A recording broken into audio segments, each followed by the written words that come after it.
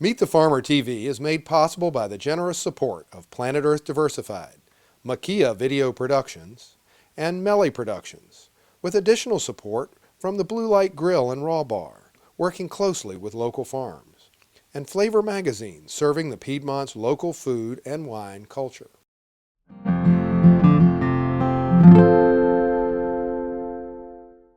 So here we are for another day of Meet the Farmer TV, but today is a special day. This is the day before an historic inauguration where our President-elect has asked us each to donate a day of service.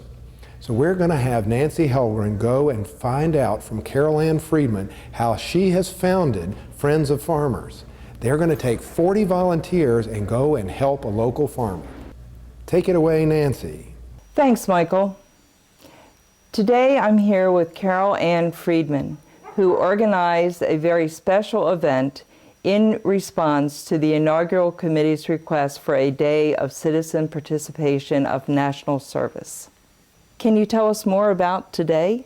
We had about 40 people from our area, adults and all the way down to 5th and 6th graders, come and volunteer to help local farmers with winter chores, which for most farmers are cleaning up and building compost, things like that. These were farmers who are either starting new farming ventures or farmers. One of the farmers we saw today had had a bad fire and her farm hadn't really recovered. But I was trying to use it as a way of getting people to think about the challenges of farming in Central Virginia and how really difficult farming is, and to think about ways that we can bless the hands that feed us.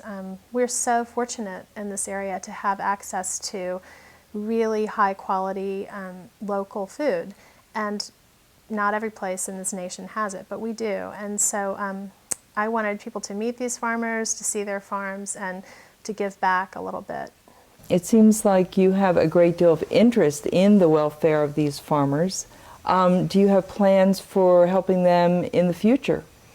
Yeah, I started eating locally 6 or 7 years ago with a milk share, and my farmers have started to teach me all about food and community and the land and the soil and just the critical web of relationships between consumers and farmers and the environment and energy and health. And as I'm thinking more about this over the last several years and becoming involved with more and more farms, what I'm noticing is that while our area provides, we're responding to the desire for people to eat locally with like our Eat Local group, and that's very consumer driven, and we're responding to the need for a political presence in Richmond through VICFA and other organizations. What I haven't seen is people who are responding directly to the immediate pressing needs of farmers themselves. And my farmers are constantly in a state of, either semi-crisis or they live hand to mouth. These are people who work hard all the time and they don't have any safety net. They don't have a government waiting to kind of buy them, buy their crops if nobody wants them, and they don't have anybody who's going to pay them for a failed year. These are small farmers who don't have any of the protections that a lot of Americans associate with farming. So as a result, some of my farmers have had years where they wonder if they're going to be able to survive for the next year. And my family and I get the vast majority of our food, about 3/4 of our food, from local farmers. And if they disappear, I don't eat. So I've been starting to think about, what do I really need to offer these farmers to make sure that they stay in business and that they feel the kind of the spiritual, the communal, the financial support of the people they're feeding. And so I used today as an opportunity to introduce people to the idea of this new nonprofit organization called Friends of Farmers. And our mission is basically to provide a communal safety net and financial and practical resources and regular service opportunities for people who want to, help undergird farms in our region. What a wonderful idea. What a wonderful way to be involved in the community. It seems like everyone wins. You know, the consumers, the farmers, the land, the community. Yeah, Virginia, we were heavy tobacco farmers for a long time, and a lot of people are no longer farming in that way. We're losing farms daily, and until we make sustainable farming a financially viable option, we'll continue to lose farms. Farmers in our district pay land use taxes that they shouldn't be paying. I mean, if they're farming, in my opinion, they should get big tax breaks.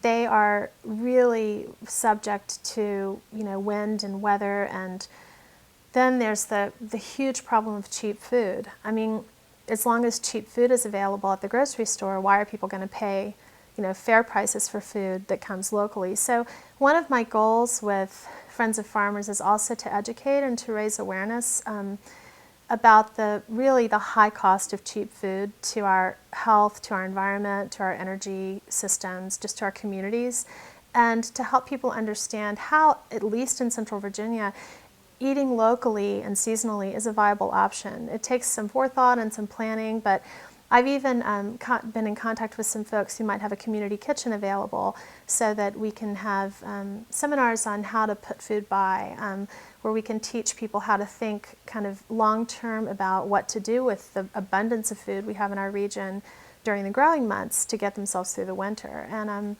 really, I believe very strongly that our food system in this country is broken, and that one of the ways that our country is going to recover from these health, energy, environmental, economic issues is to completely reform the way that we think about food and the way that we eat.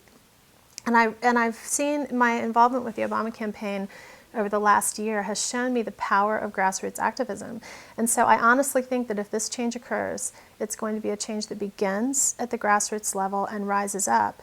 And the Obama team has been really responsive to some of our concerns. The Energy and Environmental team, has responded to us kind of directly about our concerns about food. So, this is the next step, and I hope to see Friends of Farmers or ideas like it spread out through the nation, where farmers in this country, small farmers, will really feel like somebody's got their back. Nice. It occurs to me hearing you talk that we have for so many years been taught to turn over to someone else something to do, whereas this we're taking the responsibility back. Yeah. If people learn how to put food aside, to support their local farmers, to grow maybe some of their own food. Right. What a wonderful gift. It really shifts. It's a shift in awareness. Back in, even in my kind of grandparents' day, if a local farmer had a catastrophe, everybody came together to help because this is where our food comes from. Now, if a local farmer fails, we think, well, we can go to the grocery store and buy broccoli. Well, my commitment to eating locally, and the commitment that I think more and more people in this region are starting to share, is that if my farmer doesn't farm, I don't get broccoli. I mean, in order for me to eat the foods that I love, I have to figure out how to grow them in my food shed, because it is just unsustainable to eat food any other way.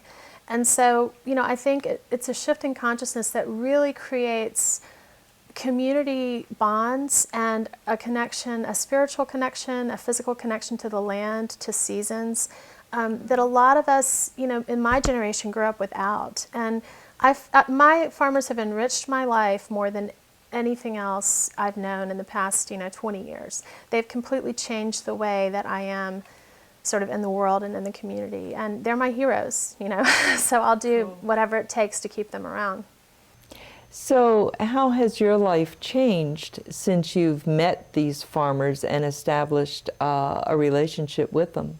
Could you give us some examples? Since I met my first farmer, Catherine Russell, 7 years ago, my family has experienced sort of a sea change in the way that we eat and the way that we think about food. And back then, I would get a little bit of food here and there when it was convenient that was grown locally, but most of it was coming from the grocery store. Today, 7 years later, we get anything that grows in Virginia at any time of the year, we are committed to eating seasonally and from Virginia growers. So, for instance, I don't buy broccoli unless it's Virginia broccoli, and I don't buy it in February because it doesn't grow then. I buy it when it grows. You have to if you eat locally. So we've, in the summertime, my kitchen becomes a big canning factory. The whole family's involved in getting the food together, putting it up. We've got a large freezer, we have a lot of cans, and so we really do think ahead about food. And we will get through to March or April until the food starts coming back in, and we will be craving that first piece of lettuce, which is really an exciting thing. The other thing is that my children understand that food is seasonal, so that they can't have fresh peaches in February. They can have canned peaches, and they can have peach jam, and they're getting it. They're starting to understand how seasons affect food. It's amazing how many children in America don't know what strawberry season is. They just don't even know there is a season. The other thing that we do is, I can't personally afford to buy meat, organically raised or pastured meat by the piece. But what I can afford to do is save my food budget, and I buy directly from farmers. So I'll buy a quarter or a half of an animal, or I'll split one with someone and then pay the butchering cost. And I can, my per pound cost for this is very low. And then I have a freezer, so we eat from our freezer. And all of our meat, when we're out in the community, we eat vegetarian, because if we don't know who raised the animals, then we don't eat meat. But the animals that we do eat, we know were raised ethically. They weren't given anything that we don't want to put in our bodies, and they were also, they were raised in humane, sustainable ways. So there are lots of. We're so fortunate here to be able to really source locally. If I could no longer buy any food from the grocery store, I would still eat well. I mean, we do get, in my family, bananas are an exotic. Bananas and avocados, they come in occasionally, and it's a big deal. But for the most part, we eat here in Virginia, and that's it's been a really, my children understand that food comes from farms, and they know that you go to farms to get food. And the other thing I try to do, I totally support local businesses that sell farming food, but these farmers are getting paid a fraction of the dollar for their food when they sell it, and then it gets sold again.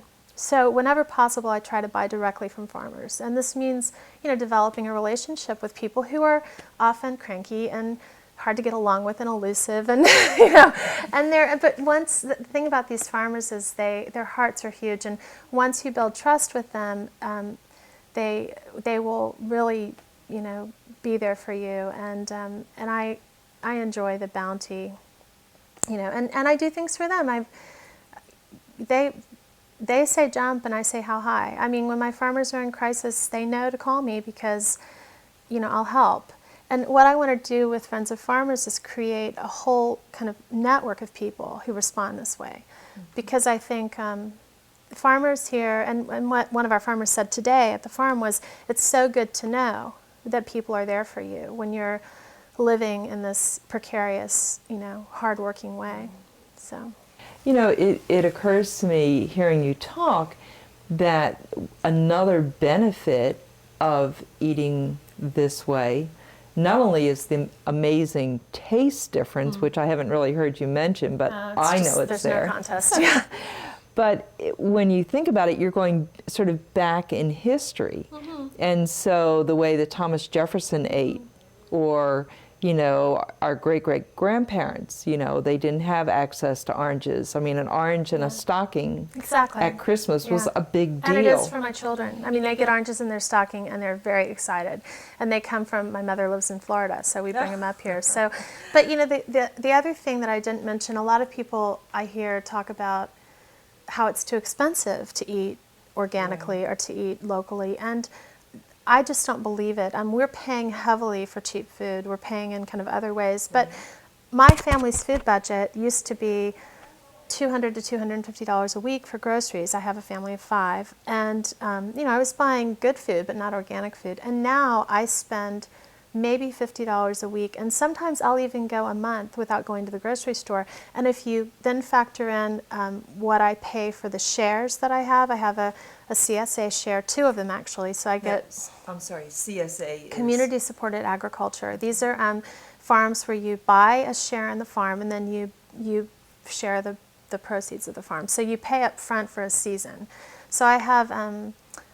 Plowshare Community Farm is my vegetable CSA, and I get 2 shares from him, and then I have a milk share, 3 milk shares actually, with Catherine Russell, and I have I buy meat from Joel Salatin at Polyface Farm, and then I get flour from Wade's Mill, and then I have there are other producers, Henley's Orchard. I get all of my fruit from them, and if I put everything together that I spend on all these farms plus my family food budget, my food budget has decreased by almost 40% since I started eating locally. Now, it's a lot of work, but in my mind, it's a very fair trade. You know, so if I'm either gonna go out and work for that money to pay to, you know, wreck the food system, or I'm gonna go out and work myself. And they also teach me. I mean, these farmers are so generous with their wisdom, and they've taught me how to. We have chickens in our backyard because one of my farmers taught me how to do that. And then I have a huge garden, and my CSA farmer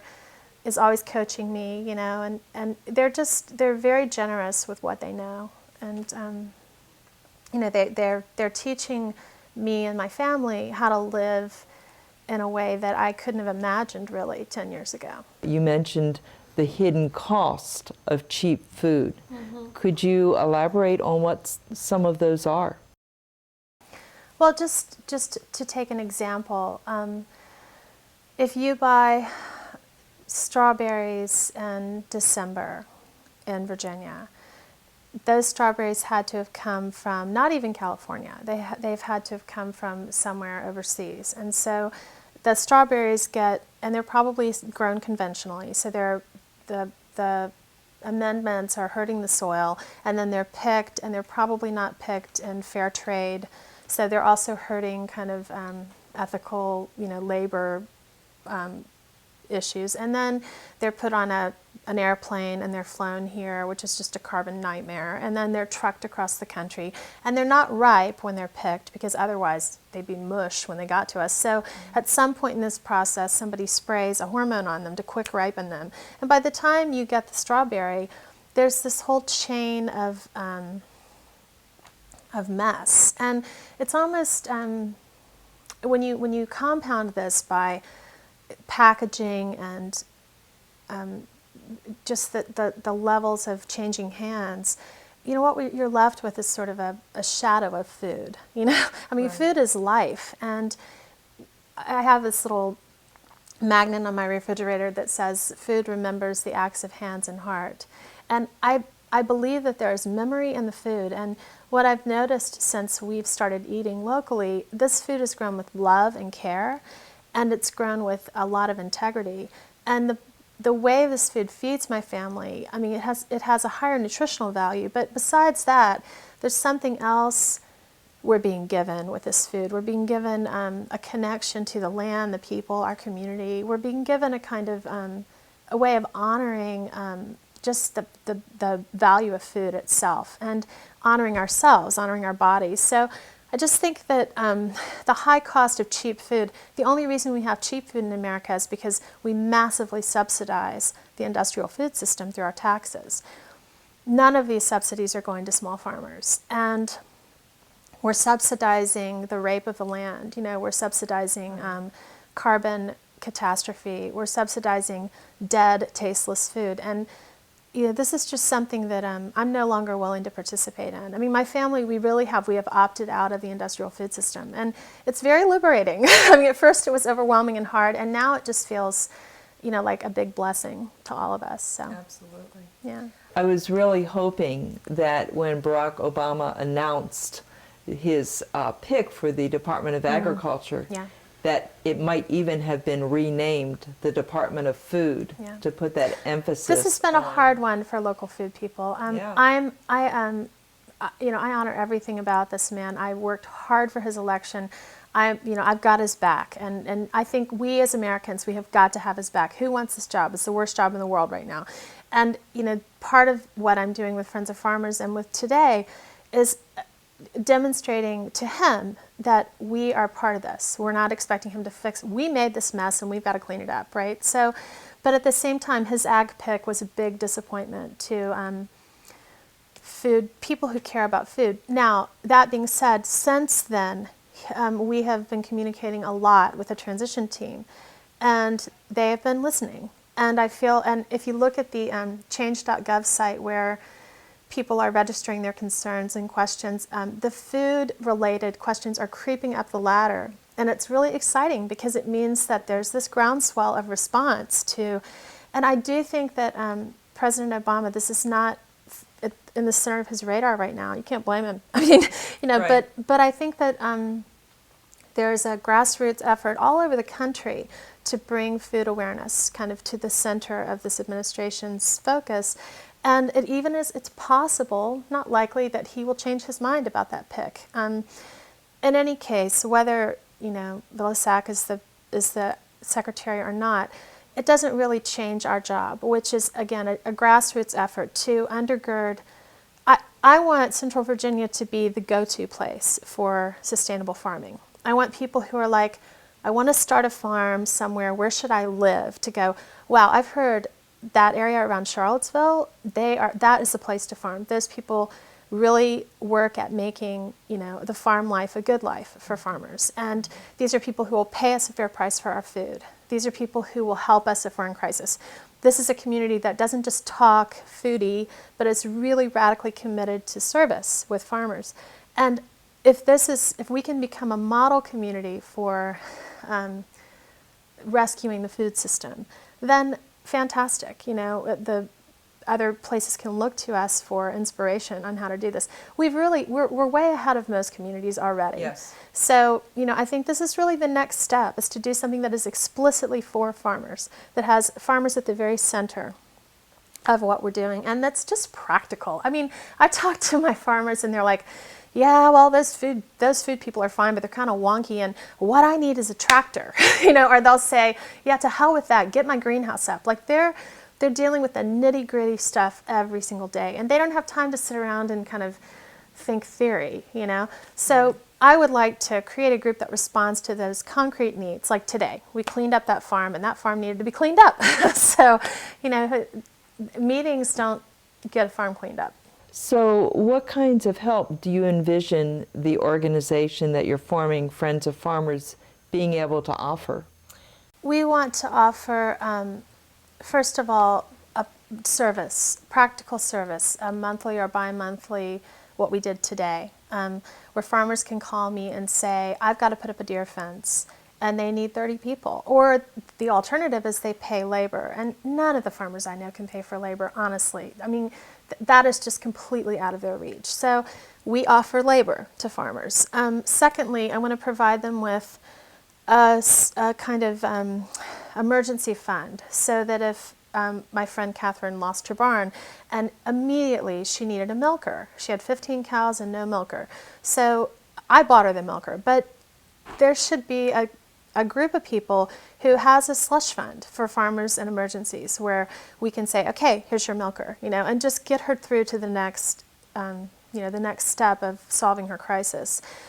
I'd also like for us to provide seed money for new people. So I have a friend who has a little goat flock, and she's kind of toying around with the idea of producing milk and cheese and a milk share, and I'd love to see her do this, but she's scared, and she doesn't really have the capital she needs to take that little step to make it work. So I'd like for them to be able to, people who need some seed money, to say to us, okay, here's what I want to do, and we say, great, and we give them just that little extra help they need to get off the ground. And then finally, I want to be a resource for information, both about how to do this, how to do that, I have people call me all the time, how do I keep chickens in my backyard? Just a place where we can have a free information sessions, seminars for how to do these things, and kind of bolster farming, even backyard farming in our community. But also a place where farmers and consumers can find each other. So that if Tony, my farmer, calls me like he did last summer and says I have 500 pounds of cabbage and I have to move it in 3 days because I'm culling my fields and I don't have room for it in my cold storage, instead of me trying to figure out what to do with 500 pounds of cabbage, I'm like, I have a group of people and I can say, we need to move this cabbage, and they can either buy it themselves or they can find people to buy it, and we can help with that. A really practical response to the needs of farmers. And I don't know exactly how this will develop, but I know that it has to remain farmer-centered, and it has to remain on the ground. So what I really need from people who are interested in doing this is just able bodies. And I don't want to do all the admin myself. I already run a few businesses and I'm kind of admined out, but people who can, whatever their gifts are, they can bring those gifts to the table and offer it to farms in this community. And I'd also love to see this take off and become an umbrella thing for local, like you're not in Charlottesville, so you might take this idea to wherever you are. I mean, I'm not proprietorial. I just want to see it happen. So It sounds like a wonderful feedback loop. It sounds like the farmers will get what they need, but what the participants get will be intangible. I saw the kids out at the farm today, and they were having a great time. Throwing frozen cow patties at each other. Yeah. Chasing the baby goats, but they had a great time. And how often do kids these days get to experience a farm? And I mean, that's the stuff of life there. to me, food issues are kind of the great leveler. I mean, Democrats don't eat more than Republicans, or vice versa, and libertarians have to eat too. So I think Obama is making not just a sort of token effort, but a really deep effort to kind of make a huge tent, reach out across lines. And it's interesting for me because I'm a hardcore, dyed-in-the-wool liberal with, Democratic roots that go back forever. And my farmers, most of them are very conservative, personally and politically, or they're libertarian. And what I found is that when we meet around a table, all of that disappears. Breaking bread, sharing food with people, these issues become, the political differences become minor. And I'm hoping that in Charlottesville, we can do this. We can create a common table around this idea of food and good food, and remember that food is life. And we can meet each other here, where the evangelical Christians and the hippies and the commune dwellers and the CEOs all get together around a table and decide we are going to make farming work here. And politics are just not at that table. Thank you so much for your time today, Carol Ann. You've given us a lot to chew on. And now back to you, Michael. Thank you, Nancy, for that exciting story on this National Day of Service. And thank you for joining us for another Meet the Farmer TV. For additional information and extended versions of this program, visit our website, www.meetthefarmer.com.